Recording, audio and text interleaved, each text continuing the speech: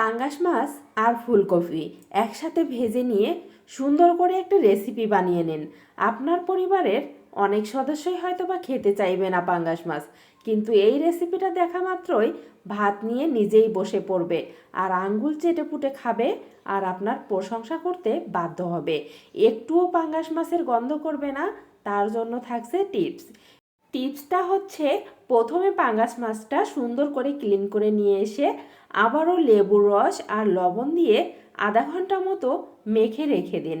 দেখবেন আধা ঘন্টা পর ধুয়ে নিয়ে আসার পর রান্না করে নেবেন। আপনার পরিবারের যে সদস্যগুলো পাঙ্গাস মাছ খেতে চায় না, সেও আজ থেকেই শুরু করবে খাওয়া। একটুও গন্ধ পাবে না, আমি কথা দিচ্ছি।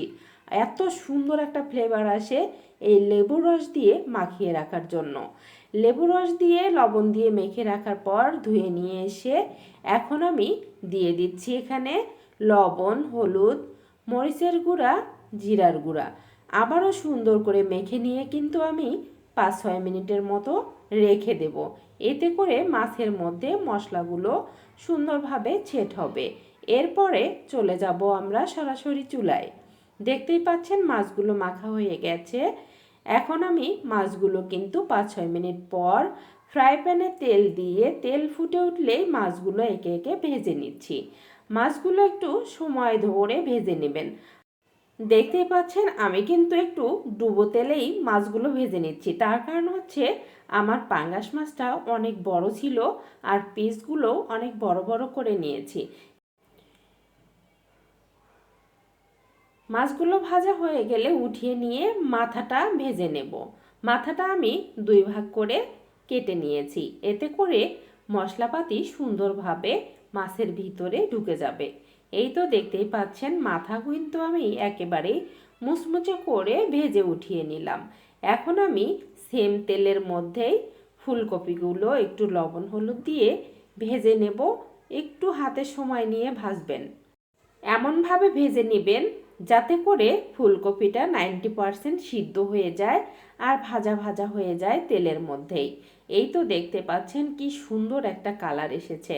এদিকে আমি ফুলকপিটা ভাজতে দিয়ে মশলা রেডি করে নিচ্ছি ফুলকপি পাঙ্গাস মাছের রেসিপিটা করার জন্য। এখানে আমি দিয়েছি পেঁয়াজ বাটা, টমেটো বাটা, আদা রসুন বাটা, হলুদের গুঁড়া, লবণ, লাল মরিচের গুঁড়া আর দিয়েছি জিরার গুঁড়া। এখন আমি সুন্দর করে সবগুলো মশলা পেস্ট বানিয়ে নিচ্ছি। পেস্ট বানিয়ে রেখে দিয়ে ফুলকপিগুলো ভেজে উঠিয়ে নিয়ে রান্নাটা শুরু করব। এই তো সমস্ত ভাজাভাজি শেষ।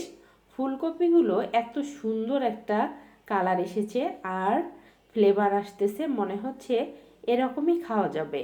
এদিকে আমি আরেকটি কড়াই বসিয়ে দিয়ে দিলাম পরিমাণ মতো সয়াবিন তেল, 1 টেবিল চামচ পরিমাণ পাঁচফোড়নগুলো তেলের মধ্যে ফুটে উঠলেই দিয়ে দিলাম এখানে সেই মশলার পেস্টগুলো দেওয়ার পর 5-6টা কাঁচামরিচ ভেঙে দিয়ে দিলাম।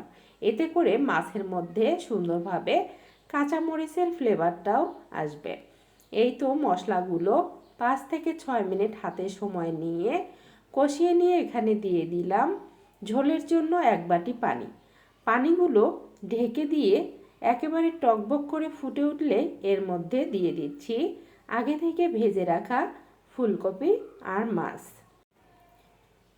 বন্ধুরা, আমি কথা দিচ্ছি আপনারা যদি সেম আমার এই রেসিপিটা ফলো করে রান্না করে আপনার পরিবারের কাউকে খাওয়াতে পারেন, তাহলে আপনার পরিবারের সবাই মুগ্ধ হয়ে যাবে আপনার রান্না খেয়ে।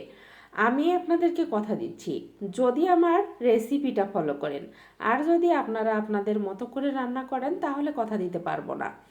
আমার রেসিপিটা একদিন ফলো করেন আর আমাকে কমেন্টে জানাবেন যে আসলেই ভালো লেগেছে কি না।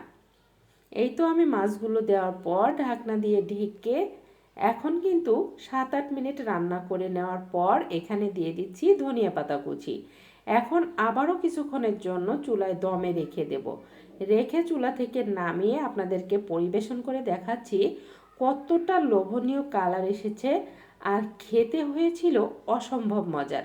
বন্ধুরা, আরেকটি কথা বলি, আমিও কিন্তু একসময় পাঙ্গাস মাছ খেতাম না, কিন্তু বাচ্চাদের ভীষণ পছন্দ হচ্ছে পাঙ্গাস মাছ। ইলিশ মাছ রান্না করলে ওরা কি করে, ইলিশ মাছ রেখে পাঙ্গাস মাছটাই পছন্দ করে বেশি। তাই ওদেরকে রান্না করে দিতে দিতে আমিও কিন্তু খাওয়া শিখে গেছি। বেশ ভালোই লাগে খেতে।